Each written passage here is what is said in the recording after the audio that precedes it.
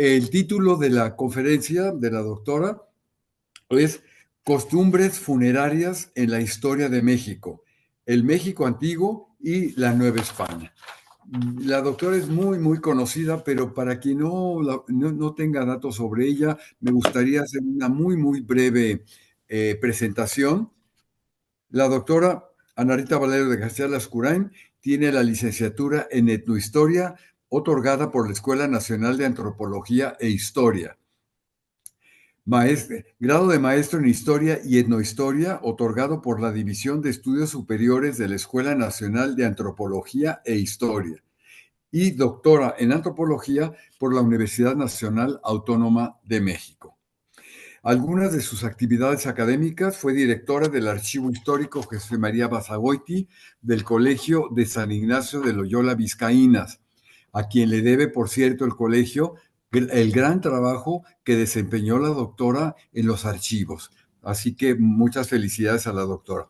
Fue presidenta y hoy miembro de la Sociedad Vascongada de los Amigos del País en México, miembro del Comité Mexicano Memoria del Mundo de la UNESCO, profesora en la Universidad Pontificia de México, miembro académico del Seminario de Códices Mexicanos del Instituto Nacional de Antropología e Historia, miembro de número de la Academia Mexicana de Doctores en Ciencias Humanas y Sociales, miembro de la Sociedad Mexicana de Ciencias, Artes y Fe en Texcoco, miembro de la Asociación Mexicana de Archivos y Bibliotecas Privados, de la que, por cierto, fuimos fundadores.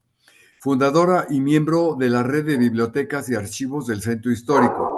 Fundador y miembro del Consejo Editorial de La Voz de Guadalupe, sección de Historia, y miembro de número de la Sociedad Mexicana de Historia Eclesiástica, así como también de la Academia Hispanoamericana de Ciencias, Artes y Letras, correspondiente a la Real Española. Tiene muchas publicaciones. Ay, perdonen a los perros, pero tiene muchas publicaciones. Solamente voy a comentar algunas de ellas, como por ejemplo Los Códices de Iguastepec, un testimonio pictográfico de 2 siglos de conflicto agrario. Otro más, La Independencia en Vizcaínas. Otro más, La Archicofradía Universal de Santa María de Guadalupe, pasado y presente. Otro más, Porfirio Díaz y Vizcaínas. Y otro más, Don Francisco de Echeveste, Armas y Nobleza.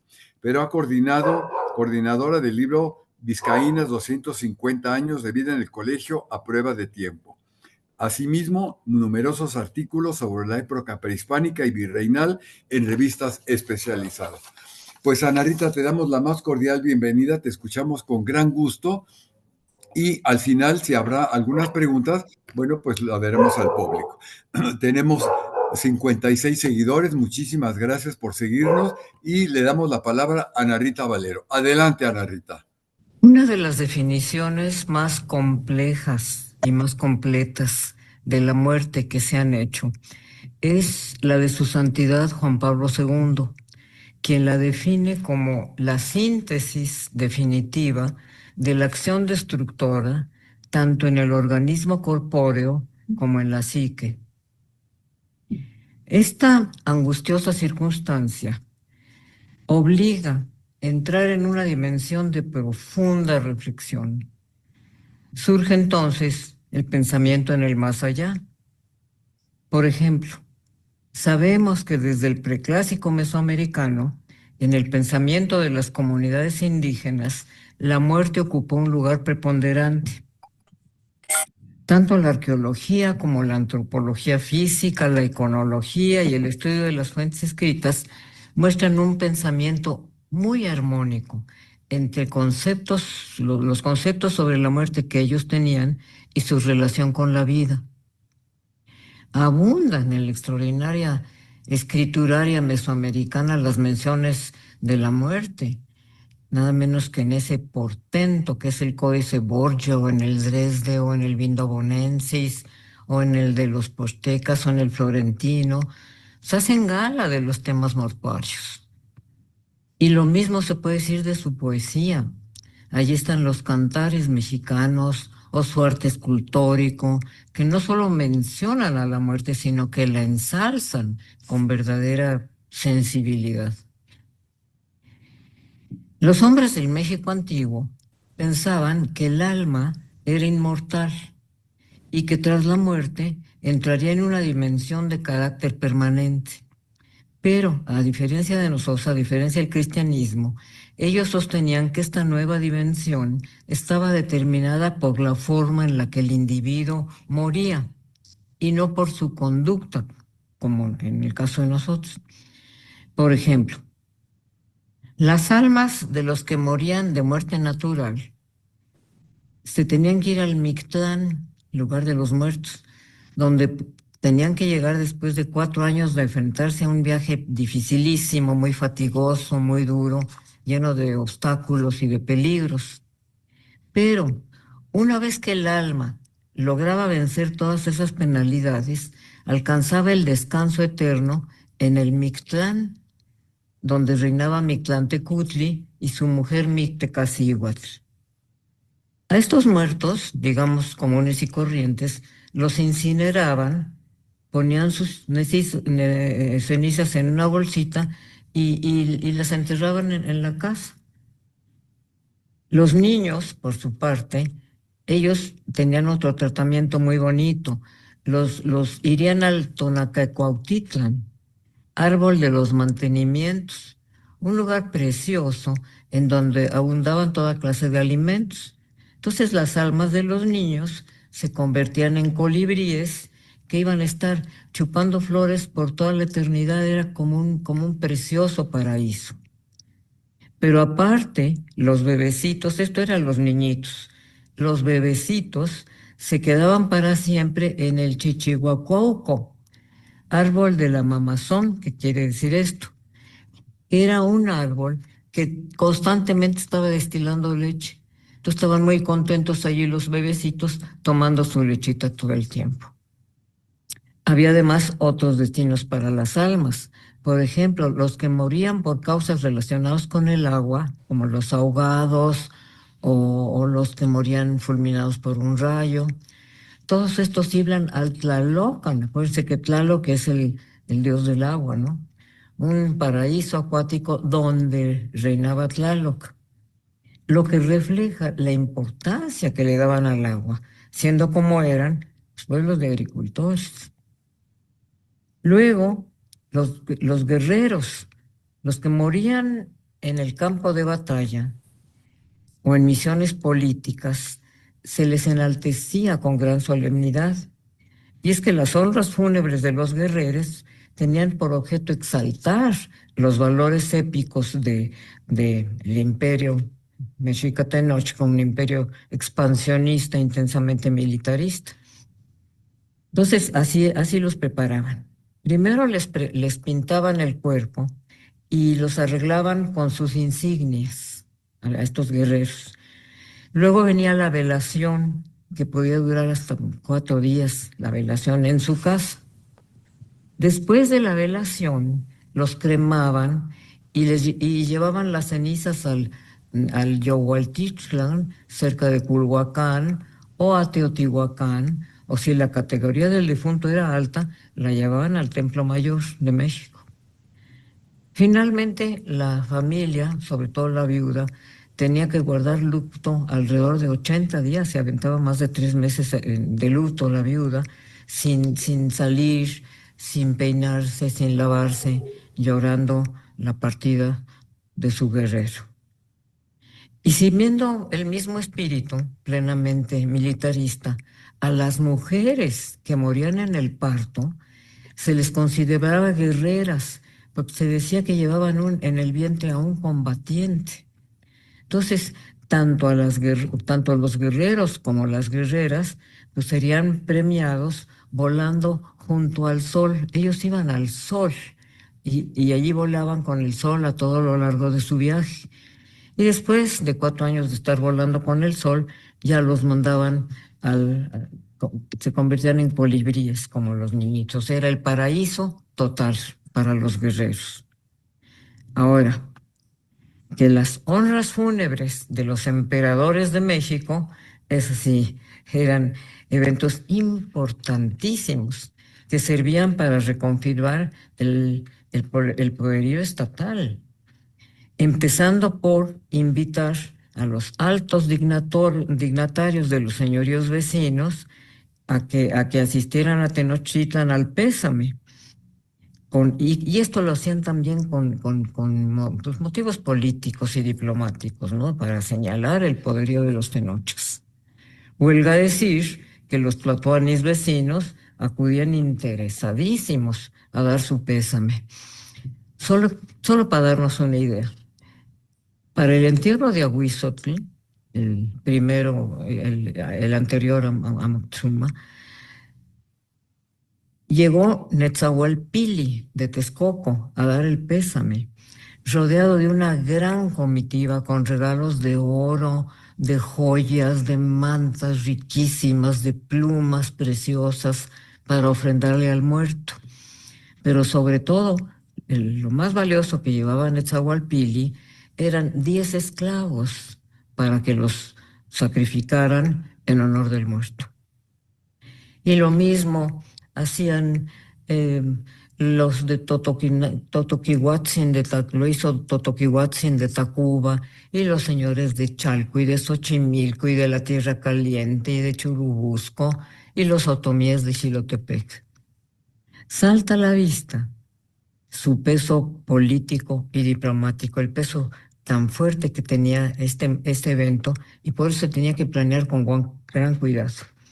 Entonces, lo primero que hacían antes de vestir el cuerpo del tlatoani era pintarlo con uno que le llamaban un betún divino, probablemente hecho con carbón de madera, era negro, y era como una suerte de consagración o de canonización del difunto. Luego lo vestían con sus mejores galas, desde luego su mejor tilma, y portando todas sus alhajas, coronado con su copili y con un manojo de plumas preciosas atadas al pelo. Llevaba también sus zarcillos, su nariguera, su besote en el labio inferior, sin faltar sus sandalias de oro, porque como ustedes saben, él usaba sandalias de oro. De esta manera, regiamente alhajado, se exhibía el cuerpo de Tlatoani junto con otros cuerpos más que se iban a sacrificar con él. Sus concubinas se iban a sacrificar, sus enanos, sus criados, sus esclavos y sus bufones. Todo esto, lo que se pretendía es que todo este equipo que estaban sacrificándolo era un grupo de acompañantes que lo iban a acompañar en el más allá. Entonces, lo primero era el pésame, presentando de cuerpo presente todo esto. Se hacía en el Tecpan, en lo que hoy es Palacio Nacional, ¿no? Y de allí hacían un elogio fúnebre, y a continuación de allí los señores de la más alta jerarquía cargaban el cuerpo acompañados de las famosas lloraderas, les llamaban esto, que para nosotros serían las plañideras. Es importante notar que todo el cortejo iba acompañado constantemente de músicos interpretando obras fúnebres, para que se sepa que sí había música fúnebre en aquel entonces. Está perfectamente comprobado en la lámina 24 del Códice Vindobonensis. Es el canto de lamentación de Quetzalcóatl. Y al son de la música fúnebre se lo llevaban al templo de Huitzilopochtli, es decir, caminaban de Palacio Nacional, para el actual Palacio Nacional, caminaba al Templo Mayor. Allí iba escoltado de los guerreros haciéndole valla. Imagínense, hay que hacer un esfuerzo para imaginarse cómo puede haber sido una valla completa con todos los guerreros luciendo sus mejores galas. Eran las órdenes de caballeros águila y de caballeros tigre, portando sus insignias. Luego de ellos seguían los visitantes importantes, los que habían venido de fuera, y finalmente todo el pueblo. En el templo lo esperaba ya preparado un comité de recepción formado por la élite del clero de aquel entonces. Era en ese momento cuando sacrificaban a sus bufones, sus enanos y todo lo demás. Y en ese sentido, pues no tiene uno más que preguntar cómo sería la logística en cuanto al sacrificio de sus acompañantes, porque, por ejemplo, se habla de 100 concubinas de Moctezuma, más los esclavos y todos los demás. ¿Cómo puede haber sido esta logística? Esto debe de haber tardado, pues seguramente varias horas. Entonces llegaba al fin el momento de introducir el cuerpo del gran señor en un fuego en el que ardería, pues, a lo largo de toda la noche. Es decir, el cuerpo era incinerado. Muy diferentes, empero, serían las exequias del último señor de México, Moctezuma Xocoyotzin, a quien le tocó la desgracia de ver su imperio morir. Sin embargo, tomando en cuenta que Moctezuma muere al momento de la crisis más dramática en la historia tenochca, salta a la vista que los lujosos funerales de los tlatoanis que lo habían antecedido, pues no se pudieron llevar a cabo. Y si bien es cierto que es un poco atrevido aventurar opiniones en un magnicidio de este calibre, hay dos versiones acerca de su muerte. La versión española, que dicen que murió por una pedrada cuando sube él a la azotea de las casas viejas del Palacio de Axayácatl y trata de calmar al pueblo que estaba muy enardecido. Entonces lo apedrearon y probablemente una pedrada le dio en la cabeza y le fracturó el cráneo. El resultado es que a los 3 días muere el gran Moctezuma y Xocoyotzin. Eduardo Matos opina que no hay consenso sobre el entierro de Moctezuma. Se cree que fue enterrado rápidamente, pero no, desde luego no sabe dónde quedarían sus restos. Y con esto nos vamos ya entonces a la muerte en el mundo novohispano. A partir de la llegada de los españoles y como resultado del magno proyecto evangelizador, el concepto de la vida y de la muerte pues, va a cambiar sensiblemente. Uno de los cambios importantes fue que el alma se iría a una dimensión condicionada por la conducta en la tierra, como se había aportado la persona en la tierra, y no por el tipo de muerte como se había pensado en el mundo mesoamericano. Pero además había otra cosa, los cuerpos no se incineraban, esto estaba prohibido, sino que debían de ser enterrados en panteones consagrados ex profeso. Sin embargo, a pesar de las nuevas reglas, cabe recordar que los primeros entierros de españoles en tierras mexicanas no se hicieron como lo exigía el canon, empezando porque los cuerpos de los 80 soldados de la hueste de Hernández de Córdoba, masacrados por los indios en Campeche en 1517, en la tristemente famosa Bahía de la Mala Pelea, pues difícilmente los enterraron. Vamos, es ilógico pensar que estando en el fragor de la batalla, pudieron haber pensado tuvieron la capacidad de enterrar a sus muertos, de rezar por ellos, de encomendarlos a Dios. Es casi imposible. Lo que comenta Bernal Díaz del Castillo es que una vez embarcados, tuvieron que echar al mar 5 cuerpos de los que murieron a bordo a causa de las heridas sufridas en la batalla. Es decir, sabemos con toda certeza el destino de 5 de ellos, pero no de los otros 75 que cayeron en el campo de batalla.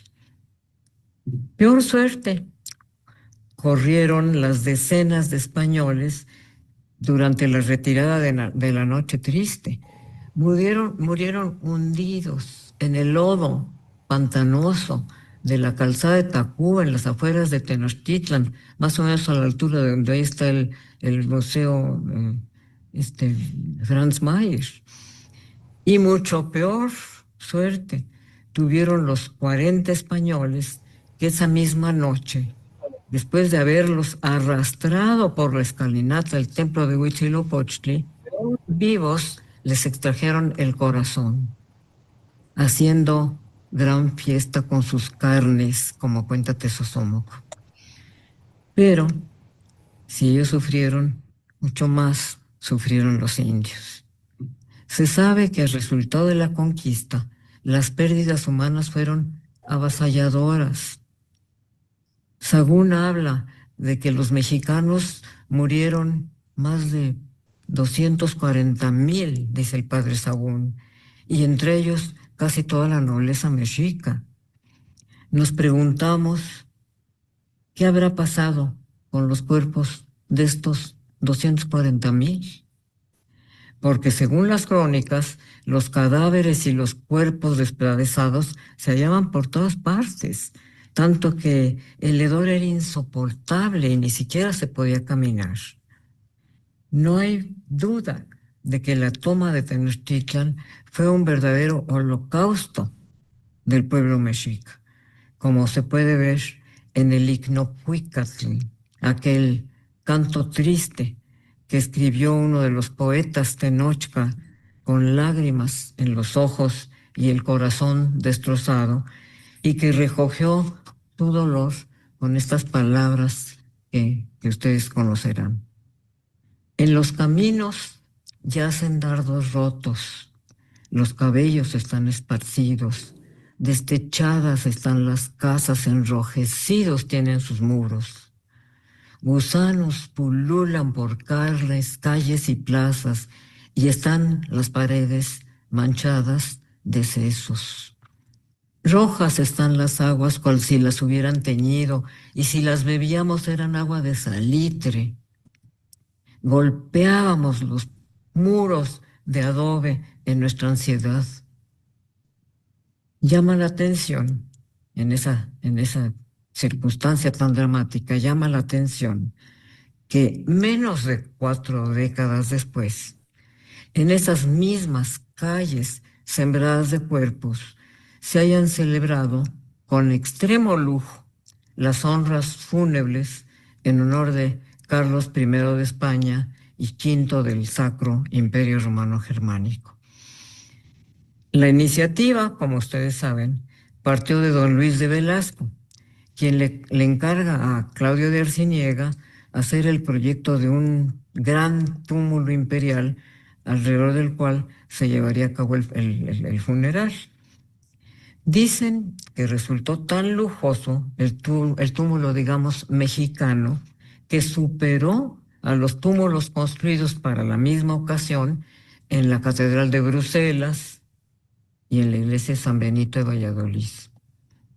Sin embargo, no deja, impresiona, llama la atención un evento tan lujoso de esta naturaleza, llevándose a cabo nada menos que en el corazón de la recién lastimada México Tenochtitlan.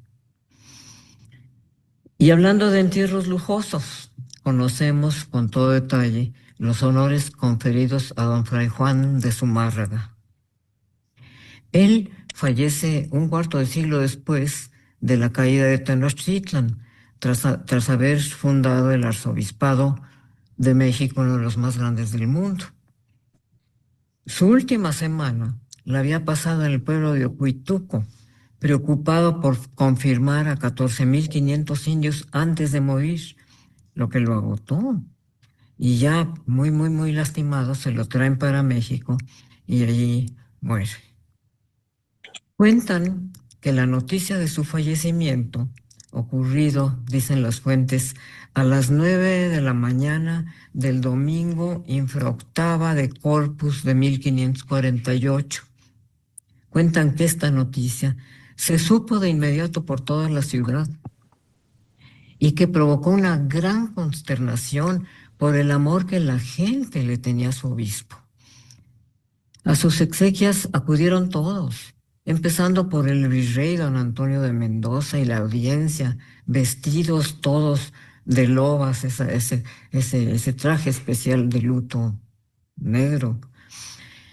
Cuenta Torquemada, siguiendo a Mendieta, que no se podía creer la cantidad de gente que había en el entierro y que las manifestaciones de dolor eran tan dramáticas que parecía que había llegado el día del juicio, dice Torquemada. El sepelio debe haber sido impresionantísimo.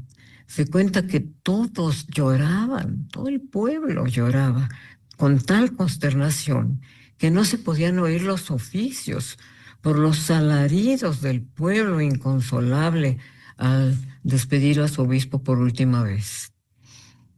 Y si bien es cierto que las exequias se hicieron con todo el rigor cristiano, pues no dejamos de percibir un cierto elemento de carácter indígena en estos impresionantes y llorosos lamentos que tan puntualmente reseña Mendieta.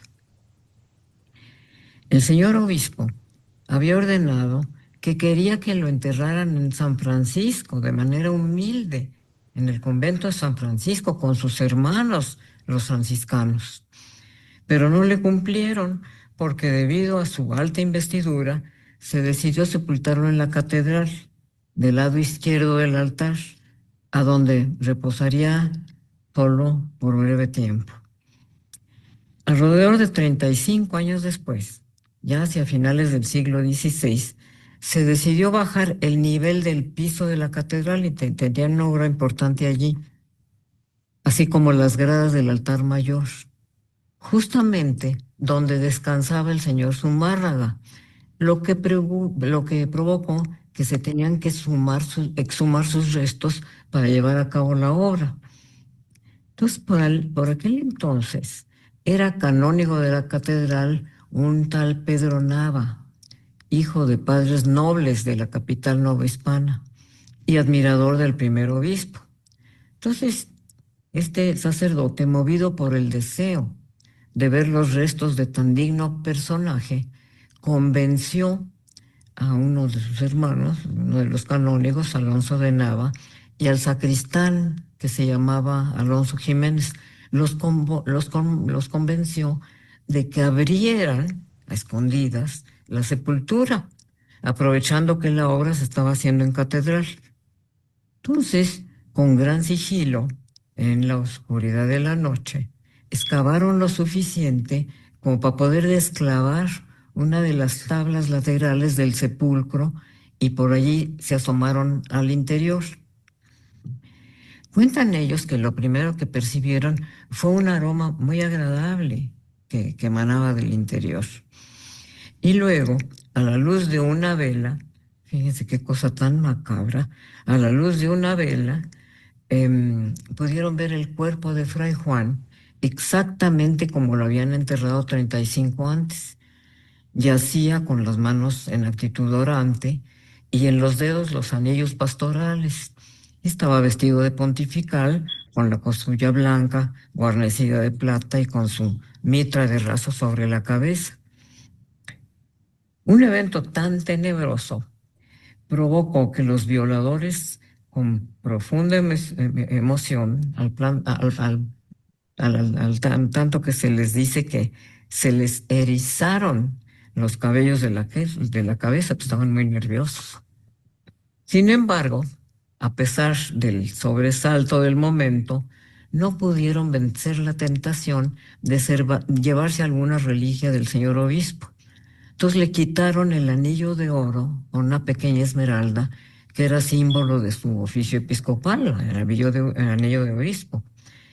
Pero no conformes con esto, de plano, le cortaron el dedo para llevárselo de recuerdo, lo que no era inusual. Es bien conocido que en aquella época los actos se podría llamar un vandalismo piadoso, eran comunes. Se sabe, por ejemplo, que el cuerpo entero de Fray Martín de Valencia, por cierto, gran amigo de Zumárraga, estaba enterrado en el convento de Talmanalco, lo sacaron de su sepultura y se lo robaron. O sea, se robaron el cuerpo entero de Fray Martín de Valencia como reliquia y nunca lo encontraron. Cuenta Antonio Rubial en su obra La Santidad Controvertida que llegó a tanto el afán por conservar reliquias corpóreas de los venerables novohispanos que en ocasiones las mismas autoridades eclesiásticas removían subrepticiamente los cuerpos del sepulcro para transferirlos a otros lados de mayor importancia. Por ejemplo, los restos de Fray Diego Basalenque se los llevaron a Charo, a Valladolid, a escondidas de los indios para evitar un motín. Y lo mismo sucedió con los restos de los mártires de Zatlán, cuando el provincial de la orden, Fray Pedro de Salvatierra, ordenó que se llevaran los cráneos de 3 frailes que estaban allí, Fray Juan Calera, Francisco Lorenzo y Antonio de Cuellar, y que se los llevaran al convento de Guadalajara. Solo que allí, enterados los indios a tiempo, se opusieron totalmente a la expropiación de sus reliquias. Y entonces lo único que pudieron hacer es llegar a una suerte de regateo. El provincial les llegó, les dejó la cabeza de Fray Antonio de Cuellar que se quedara allí. Y él se llevó las otras 2 en ese regateo.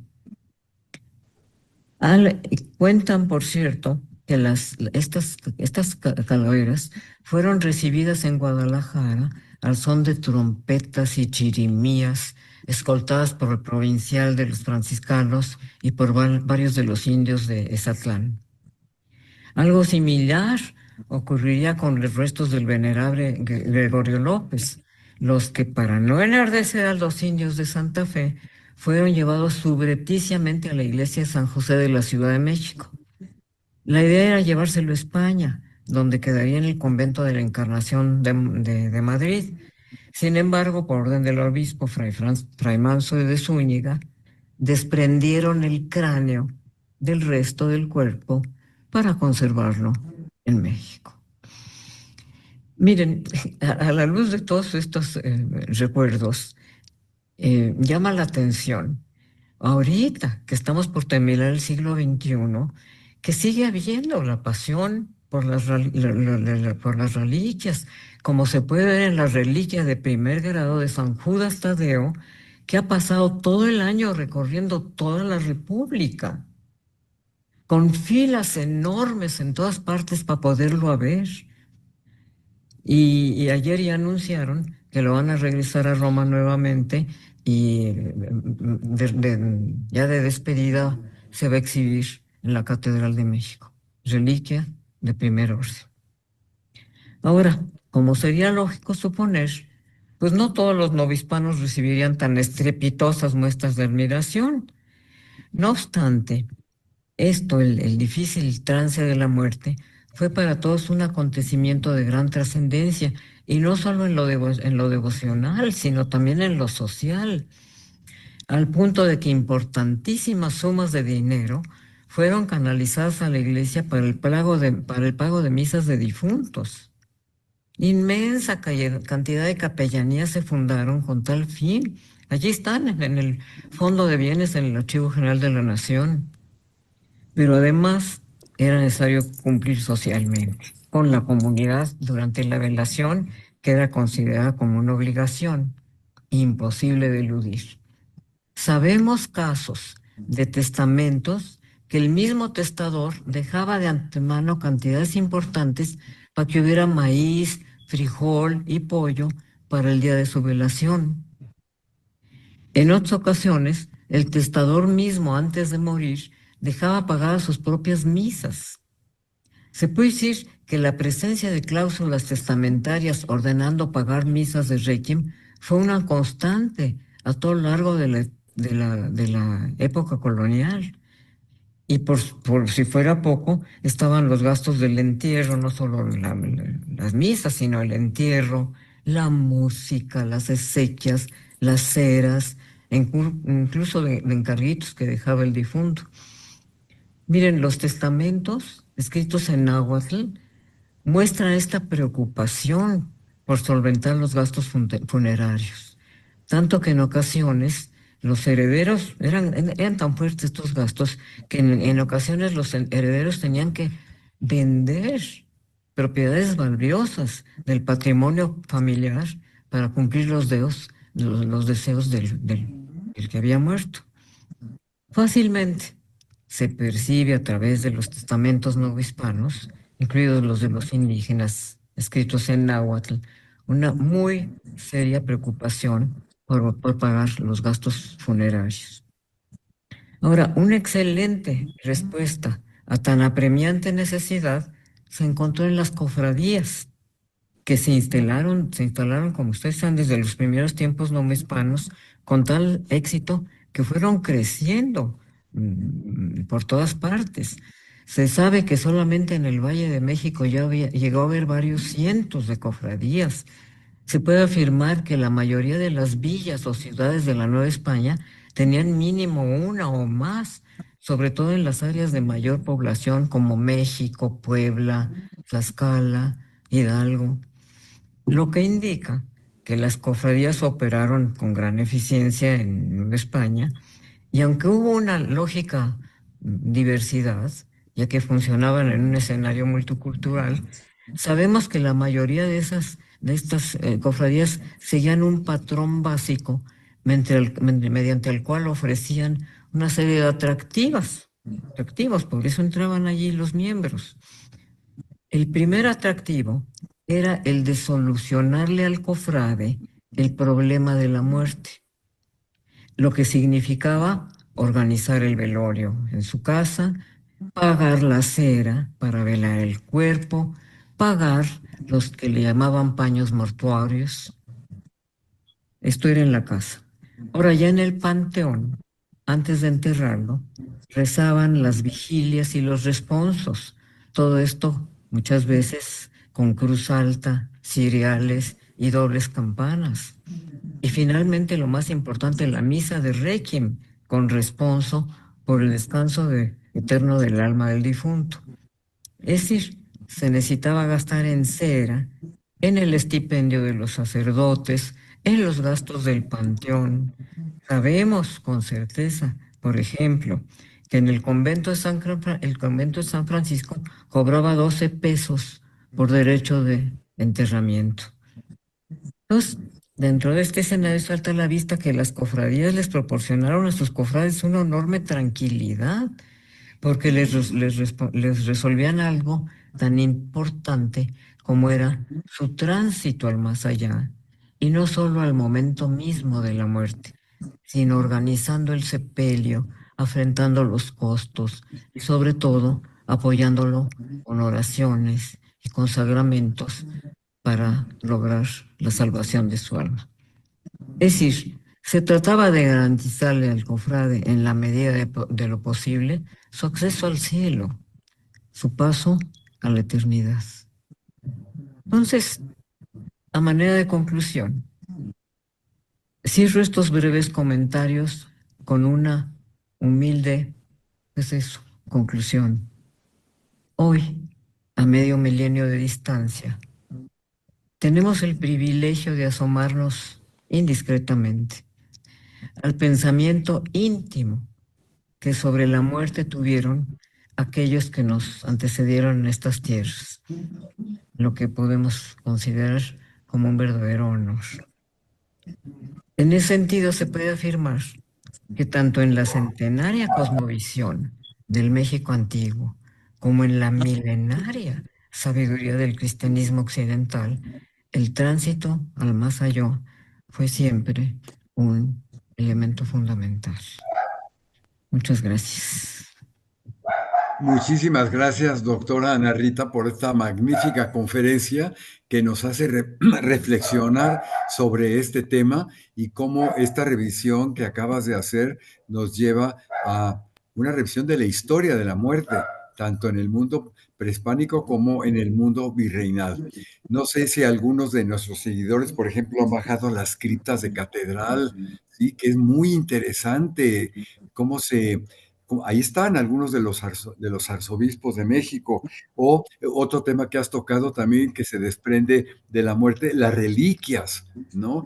Es todo un tema también, como por ejemplo, que no se sabe dónde está el cuerpo de Fray Martín de Valencia. Dice uno, pues a lo mejor algunos grupos sí saben, pero pues quedó en el olvido totalmente, ¿verdad? Y luego, hay un libro que yo recomiendo mucho de Philippe Arries que se llama que es una revisión, la muerte en Occidente, ¿sí? Cómo ha ido variando hasta nuestros días y cómo todavía, sobre todo en los pueblos, en las poblaciones, los rituales son muy cercanos a lo que se había dado en la época virreina. Pues bueno, quiero decirte, Narita, que tuviste más de 90 seguidores, lo cual el tema de veras ha interesado enormemente. Hay algunos comentarios ahí. Bueno, muchas felicitaciones, desde luego. Y por ahí veía yo algún comentario que decía que si habría alguna posibilidad de saber cómo, que,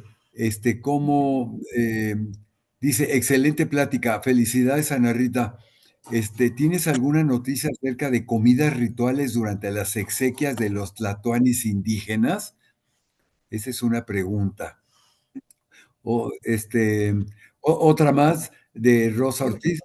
Dice, las reacciones y acciones ante los muertos variaban y aún ocurre dependiendo de quiénes fueron en vida, aunque sí había un ritual básico y respeto. Felicidades, maravillosa conferencia, en fin, muchas. Juana Herrera dice, yo no entiendo eso de las reliquias, lo relaciono con el fetichismo, no sé, excelente conferencia. Bueno, como ves, tienes muchos comentarios, pero sobre todo muchas felicitaciones. Y aquí Eduardo Torres dice, ¿qué libros nos recomienda para saber cómo eran las exequias entre los indígenas y en la época virreinal? Ujú. Bueno, uno más para hacer la síntesis. Muchas felicidades, gracias por estar, espléndida plática. Sin duda, es muy importante conservar y estudiar el patrimonio funerario de nuestro país, conocer cómo éste ha ido evolucionando a través del tiempo. Y por ahí había otra que me llamó la atención, que si después la mujer que moría en el parto tenía algún tipo especial de vestuario o algún ritual. Esos son los comentarios así en síntesis.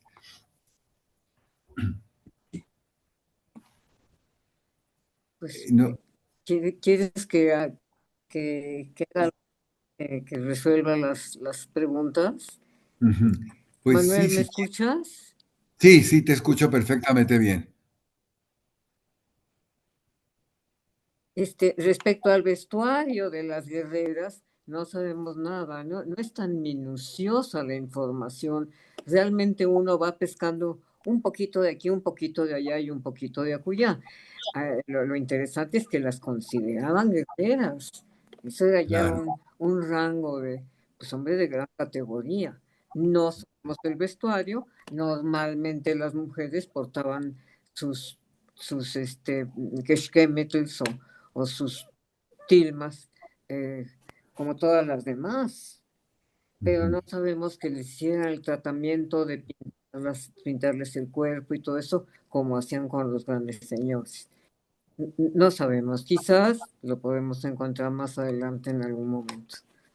Gracias. Dice alguien, no dice quién, pero dice, entonces no se supo qué pasó con los restos de Moctezuma. Pues no, no se sabe. Fue un momento extraordinariamente dramático. Hay que visualizar eso. No se sabe. El mismo Eduardo Matos, que domina el tema, dice que probablemente lo enterraron, o sea, no lo incineraron como debía de haber sido dada su alta pues nobleza. Lo enterraron, pero no sabemos dónde, ni idea tenemos. Manuel, Ana Rita, ¿podría hacer un comentario? Adelante. Sí, mira, bueno, en el lienzo de Claro, Tlaxcala, soy Ángeles González Gamio, Ana Rita querida. Ujú. ¿Me sí, escuchas? Maravilloso. claro, ya vi, por supuesto. Es que en el lienzo de Tlaxcala aparece una escena en que están arrojando del Palacio de Axayácar el cuerpo de Moctezuma y de los otros, ¿se acuerdan? Los otros gobernantes que estaban con él, que también los mataron y los arrojaron por la Sí. ventana, por los balcones, a unas acequias, a una acequia que había abajo, con la idea de distraer al pueblo y que ellos pudieran huir, porque obviamente sabían que como eran los tlatoanis, iban a querer rescatar esos cuerpos para darles un entierro digno. Pero ahí aparecen pintado cómo están arrojando el cuerpo de Moctezuma a una acequia. Entonces, bueno, ya qué pasó ahí después, pero sí hubo ese acto, ¿no? Que yo no lo conocía hasta que vi el lienzo de Tlaxcala, que es impresionante. Y quiero aprovechar, Narita, para preguntarte, porque Claro, sonó el y lo teléfono voy cuando hablaste de las reliquias de San Judas Tadeo, porque a mí me pareció un poco que era como hacer una gira de Luis Miguel, oye, Ay, cómo lo sí. anunciaban en los periódicos y cómo lo promovían y sacaban imágenes de la gente. este último fue una cosa increíble. Las filas en la catedral fueron notables y la gente viajaba, si no pudieron entrar a la catedral, pues viajaban al siguiente lugar y todo. Lo que quiere decir que sigue muy presente este afán de, digamos, religioso en el último cuarto del siglo XXI. Llama la atención, ¿verdad? Ahora, con lo que dices del lienzo de Tlaxcala, hay también otro documento, el Códice Moctezuma. En el Códice Moctezuma aparece él en la azotea del Palacio de Axayácatl, pero con una cuerda en el cuello que está sosteniendo un español, como queriendo decir que lo ahorcaron. No lo apedrearon, sino lo ahorcaron. De manera que entonces son varias hipótesis, pero siempre Sí, nos quedamos en el campo, pues sí, de la especulación un poco, ¿verdad? ¿no? Pues sí, claro. Estoy pensando lo que dice el lienzo cerca del Palacio de Axayácatl no había cercano a una acequia. Acuérdate, tú conoces muy bien la ciudad. Está en el mero Zócalo. Sí, a mí también me extrañó eso, que yo no recuerdo que hubiera, no sé, pero pues no sé, a menos que haya habido alguna. Estaban un poquito más alejaditas, pero enfrente pues, es donde ahorita está el Monte de Piedad. Así es, sí, Entonces, ahí no había acequia, sí. Pues sí, ¿no? ay, Dios mío, bueno, es que no, hay tantas lagunas ahí, ¿verdad? Este, oye, Totalmente, y sigue habiendo, porque sí. fíjate, yo me puse a averiguar sobre San Judas Tadeo cuando vi ese revuelo que causó, ni siquiera saben si existió, no saben si era Judas o un hermano de Judas o quién era. O sea, y aparte cambiaron la imagen del San Judas Tadeo que nosotros conocemos con su flamita en la cabeza, No, muy no, sí sencillo. existió. Oye, Cacho guapísimo con una melena pelirroja, oye. Digo, una distorsión digo, como que una comercialización de la figura, no, ¿no? pero De la figura. existió. Era uno de los apóstoles. Claro, claro. Sí, sí, sí. Pero bueno, es como la Ya adecuación de nuestros saben tiempos. de lo que me estoy acordando ahorita, Madre mía, pues sí. sí. Pero ustedes se acuerdan de la mano el que estaba ahí cerca del insurgente, era la mano de Obregón, creo. ¿Quién? Ah, Ay, sí, En el monumento a Obregón, sí, ¿te cómo acuerdas, no. Manuel? Cerca El de brazo, Juárez o en Insurgente. era el Era brazo la mano sobre. y íbamos los niños muy contentos a ver esa ¿Cómo mano no? allí. Bueno, tal vez ustedes ya no, pero estaba la mano de Obregón. Sí, o sea que era una suerte de reliquia también. Ya. Oye, Anabela de León, desde Guatemala, dice, ¿a qué hora aparece la flor de cempasúchil? Ay, espérame, ya lo perdí. En los ritos funerarios. Hablo desde Guatemala. Es por eso pregunto, súper interesante el tema. ¿Tú sabes algo de eso? La flor Pues de no, pues yo creo que es más contemporánea, porque ninguna fuente habla de flores, de adornos de flores. florales, ¿no? Ujú. De manera que debe ser más contemporánea. Como también alguien preguntó sobre si habría una gastronomía funeraria, que ahora estamos comiendo pan de muerto todo noviembre. Claro, Y sí, altares, claro, claro. ¿no? sí, Sí. es Pues cierto. no, Nos has dejado pensando mucho en lo que es la muerte, que es cotidiano, pues convivimos con ella a diario, ¿no? Cuánta gente no muere diario y Pues sí, los rituales que se siguen hasta el día de hoy. Ujú.